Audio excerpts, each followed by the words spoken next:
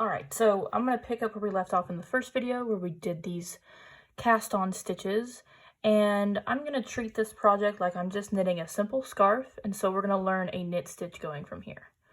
So this is where you're going to bring in your second needle.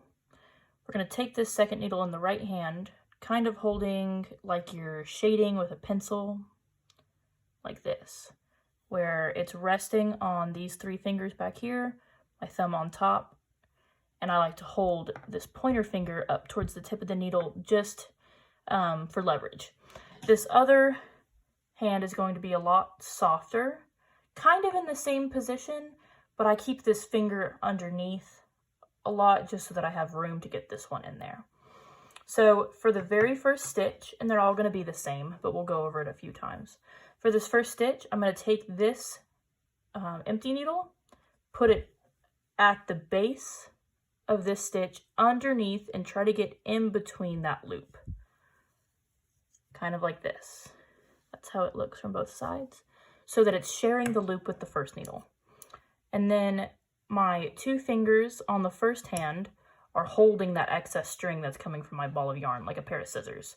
And so what I'm doing is I'm taking that yarn around with the second needle and pulling it through the hole that it's sharing, like that.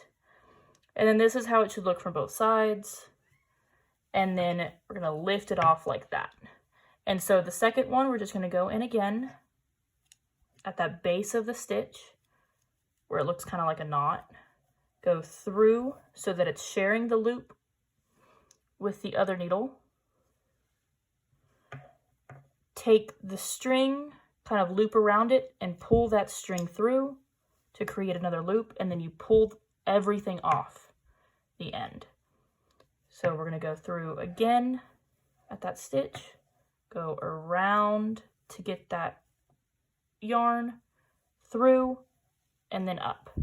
So, oops, in, around, out, up. It's a little bit hard with the first one, especially if you cast on a little tightly. And when your yarn is thick like this, you got to make sure to get everything that belongs to one stitch. So right here, it looks like 4 threads, but it's really just because of how the yarn is created. So in, around, out, up. You're going to do that for all of them. Whoops. Sometimes it's tricky with this first row. And if you're trying to knit over a table like this.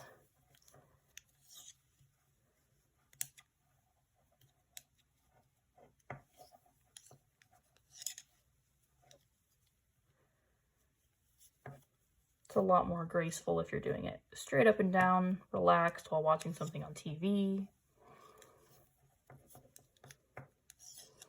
Okay. So now this second needle that we transferred everything to is going to look a lot like the first one after we did our cast on. So it's really just transferring your project from one needle to the other, back and forth, back and forth.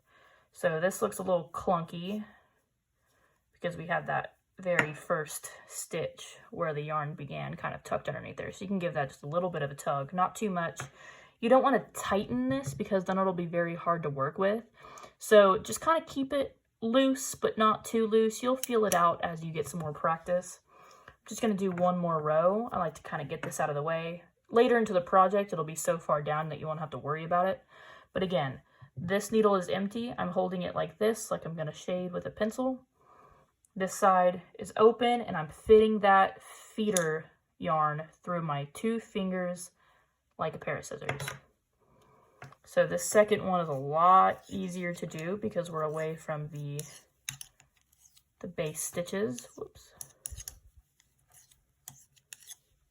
So it's the same thing over and over.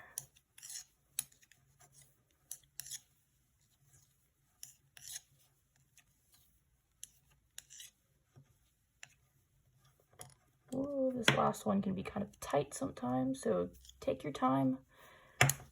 There, and we transferred everything once more. And so your project will start to grow like this long way. and you'll end up having like a nice pot holder or scarf or a start to a different project with more of a complicated pattern once you get the hang of this.